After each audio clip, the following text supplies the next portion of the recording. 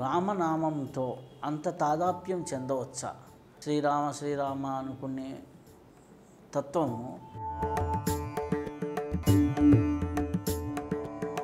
మీకు అందరికీ తెలిసిందే.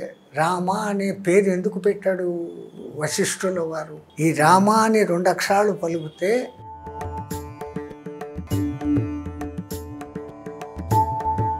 కొంతమంది యమనియమాలే ముఖ్యమంటారు, కొంతమంది ఏమో యమనియమాలు అవసరం లేదంటారు.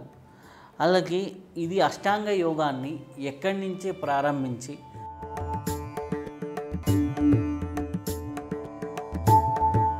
యమ నియమాలు అనేసి చెప్పడం అంత సులభంగా చెప్పారు, కానీ మానవులు ఎవరికిని దాన్ని సాధించడం అంత సామాన్యమైన విషయం కాదు.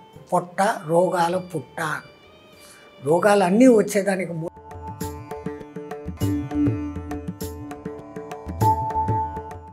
ఈ ధ్యానంలో చేస్తూ ఉన్నప్పుడు కొంతమందికి కొన్ని అనుభూతులు కలుగుతాయి, కొంతమందికి దర్శనాలు కలుగుతాయి.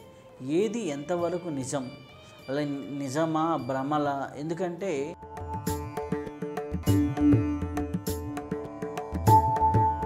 నాకు అది కనపడింది, ఇది కనపడింది, సుబ్రహ్మణ్యుడు వచ్చాడు, వెంకటేశ్వరుడు వచ్చాడు అనే దానికి కూడా భయపడకుండా చెప్పేస్తున్నారు. నిజంగా వెంకటేశ్వర దర్శనమైనోడు దాన్ని వర్ణించి చెప్పలేడు.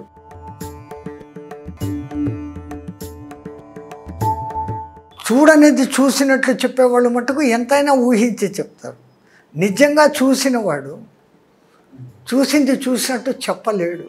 ధ్యానంలో సమాధికి ఎప్పుడు వెళ్తాం? నిజమైన సమాధి దర్శనం అంటే ఏంటి?